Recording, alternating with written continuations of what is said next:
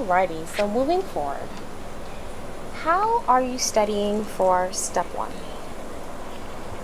I think we're all curious, right? Some of us watching, perhaps you're in a step in your, medical program where you're getting ready, or, you're just curious like me.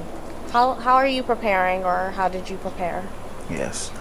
So the general consensus is, depending on how much time you have, you want to have 3 phases of study. So you want to have a period that's strictly review of concepts, just watch some videos on weak areas, flashcards, or reading actual textbooks. But depending on how much time you have till your exam, this period can be skipped. But this is actually an important period. And the second period is when you start to integrate study and questions. And then the third period is strictly questions. You have most of the concepts you need to know at that point, and you want to strictly be learning test-taking strategy and time management and things of that nature. So I had the content review because at St. James our MD5 semester allows us to have that sort of content review time. So I did that. I targeted my weak areas, still targeting them. You never really know everything. That's in true. Medicine, and then I took the MBME CBSE, which is called COMP. Okay. So I started doing questions right after that because I knew I had to pass that in order to take step one. But right now I'm at the stage where I'm doing flashcards to reinforce information, and I'm also doing practice questions daily. In the format it would be on the test. UWorld, I hate to endorse them, but they do really good work. They do. So they're the best question bank out there. Amboss is a close second. I hear Amboss is more beneficial for step 2 CKID, the clinical knowledge side of things. It actually rivals UWorld more better in that category. And the USMLE RX is actually a good pre-Q bank, especially if you want to save UWorld for closer to 3 months to 2 months to a month to your exam. So while you're in the basic sciences, USMLE RX is an excellent Q bank because it directs you back to first aid, which is my #1 study guide of things I know I need to know for the exam. So you didn't mention Boards and Beyond. Is that not a high yield website or study tool? Yes, Boards and Beyond is an excellent study tool. I believe it's best used during the basic sciences. So Boards and Beyond is best used while you're taking those classes. In the dedicated period of step studying, I have watched a few videos, but I didn't set a schedule to watch every single thing because that would be time consuming. I wanted to make the best use of my time. But Boards and Beyond is the #1 rated video resource out there. Dr. Ryan does good work. All right. So tell us, what are your interests outside of medicine? I think the most important thing, or the most important interest anyone could commit their time to, is just doing things for God, getting to know Him more, and spreading the good news to other people. So in my free time, I like to volunteer at my local church. I like to attend or host Bible studies with friends, because ultimately every other thing we're doing is all vapor, and that's the one eternally significant thing. So however, I do like to play football, or like I've started calling it since I have some American experience, soccer. I like to watch those sports. I like to watch that. I like to watch the NBA, the NFL. When those seasons are up, I like working out. Actually, when I don't have the opportunity to go to a gym, I have a exercise mat in my room. I do push-ups. I do sit-ups. I think it's very good to be physically active every day. Yes. What else? I like talking to people. I was joking with Huldah. You do. That's how we met, right? Oh, in the hallway. Yeah. That's interesting. This guy, he likes talking to me. I'm interested in hearing people's stories. Whenever I meet people tell me I asked a lot of questions, or you're too inquisitive. I don't think that's a bad thing. Actually, because I do believe that God has put something in everyone around us, and the more God has given us people to help us and for us to pour into them. So I always look forward to opportunities to do that. Yeah, so it was through this conversation that I found out we could have gone to the same university. Yes. And I was like, you went there? For undergrad. What? And it was the university I toured out with my parents, and we had a conversation. What's the university called? What's the university called?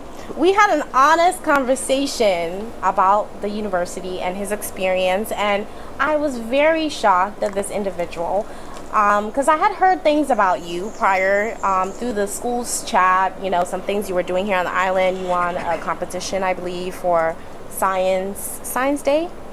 Oh yes, yeah, yes. So I placed first. Yeah, I placed coming first. Here, I saw that through the chat. Hey, congratulations, Tolu. So I knew the name, right? So coming here, and I'm like, you're the guy that did that, and you came from that. It was a very honest, and I try to simmer down too, because sometimes I come off as, I don't know. That's what do people describe you as? Too much. Critical. And I guess critical, but I was being honest about my experience, and I apologize. Right later on, I said I'm sorry, I was too honest. No offense was taken. Yeah, and that's how I knew that I could actually be cool with this individual. I was like, okay, if I can say that and he's cool with it, and we just talked for the first time, it's all good. It's all good. Yes. It's all good. But the school is Liberty University, by the way. The elephant in the room. Liberty University. In where? In Virginia. In West Virginia. No, Virginia. Virginia. Look, I don't even want to talk about the Virginia and yes. Yeah, let's West just Virginia, not talk about it. Separate state. Yeah. I just want to ask you, how did you maintain your faith as a medical student? I know of a lot of people who have come to use their faith in medicine, and through this experience, sometimes it can be discouraging. A lot of people question God whenever they see children, diseased, or young people dying. I would say the pandemic has been a big contributor to people in medicine, people leaving medicine, number one, and then people losing their faith. So please tell us, how did you maintain your faith? Thank you. That's an important question, actually.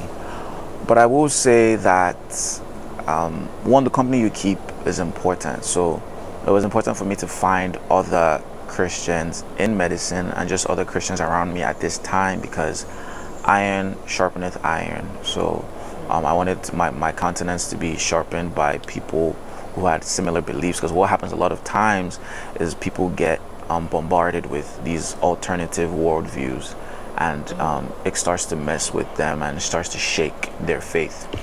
I'm not going to say my faith has been rock solid the entire time, but one thing that helps me is that the more I read and know about God, I realize that God is good. Now, that's an absolute. Amen. So any other thing is a consequence of sin in this world, and the way. And I think it's somewhere in Jeremiah that God's ways are higher than my ways, and his thoughts are higher than my thoughts. So the way for me, in my understanding of goodness and compassion, I might try to do away with a lot of things and step in and make sure that children are not dying and things of that nature. Yeah. But what I found is that God knows more than I do, and he works things out. Now I can't I don't hope that those such things happen to me or my family members, but what I've learned is that God's goodness is not based on experiences, but it's based on who the Bible says he is. And once I have that as my foundation, then it helps me start to see. And there's times when you question things that you see, but ultimately when you realize that God never makes a mistake, there's a calmness about it in me when that. I can't explain it to people. So sometimes I just shy away from explaining those things to people because I might just talk myself into a hole I can't dig myself out of. but just the confidence in knowing that this God I serve and this God I aspire to be more like every day is perfect. He's good. So and I will not always be able to explain everything he did, because if I could explain everything he did, then he wouldn't be a God worthy of my praise and my worship. So that's how I've been able to just stay the course, just knowing that God's goodness is not based on what I see around, but just on the truth and the knowledge of him being good. And that helps me be able to stomach some of these things that I see around. Our very last question: what words of encouragement do you have for someone entering into medicine today? It could be someone like you and I. I can say we didn't have much of a life, right, prior to medicine. You mean like our first degree? Like, I mean, no, what I'm saying is we don't have families, right? We didn't have a career. Oh, you mean like families We're of not our mature, own? right? But we have parents. Right, and we're not mature. We say we don't have families. I want you to qualify that. I'm sorry. So we don't Let me have clarify that. prior careers. We don't have spouses, children. Yes. A career, right? Too many responsibilities. For us, I think it was very easy for us to just come into the step. So what words of encouragement do you have for someone like us entering into medicine, or a mature student entering More into medicine? responsibilities. Thank you, Huldah, for once again just giving me this platform to share my experiences and things I've learned. For anyone considering a career in medicine as a medical doctor, I would say to consider your why, the motive behind it. For me, I at some point wanted to become a doctor for the prestige, the respect in society, and for the money, the financial compensation. And if that's your primary focus, then you won't last very long in this field, because there will be nights when you're studying and you don't feel like it, and you will most likely give up or be burnt out. But when you have a deeper meaning behind your decision to become a doctor, that keeps you going through the tough times, because there will be tough times ahead. That's a given. And those are the moments that help shape you into the doctor in the future. So for a younger person, consider finances. Be careful not to take out too many loans, because a lot of times when people have financial stress is a big thing. So try to seek out scholarships, try to find good funding, try to do things in the cheapest way possible. So if you're a high school student, try to maybe go to community college and do a few things here and there. But I've had my own experiences with financial difficulty, and I know that it can be a big deal, and it can put a lot of pressure on you, especially when you're in medical school, to select certain specialties that you don't like, but will help you pay off those things faster. So that's one thing to consider.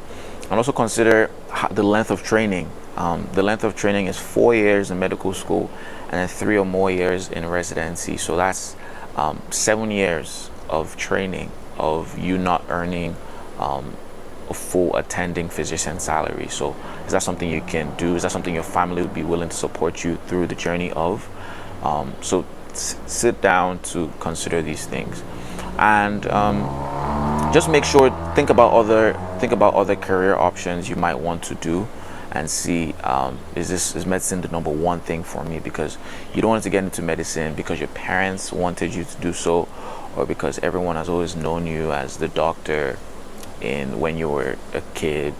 When you get to this stage, you want to reassess, because I know a lot of my friends who wanted to be medical doctors earlier, and then they decided through more thought that they'll be better off doing other things. I have a very good friend who is now pursuing a PhD in public health, and he's really impacting his community and the global community for the better with his research and the policies he hopes to put in place.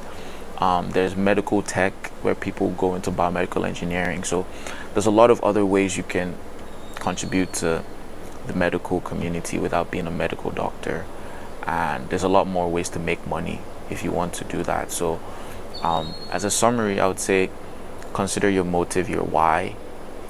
Consider finances, of pursuing this degree, because a lot of doctors do end up with considerable debt at the end of their studies. But for most people, it's worth it because that's all they could see themselves doing. So try to consider finances. And the third thing, make sure that you're not doing it for anybody else. And if there's something else you would rather be doing, I would say go for it. But yeah, that's it.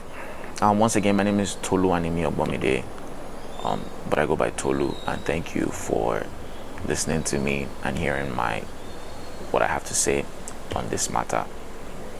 Bye for now.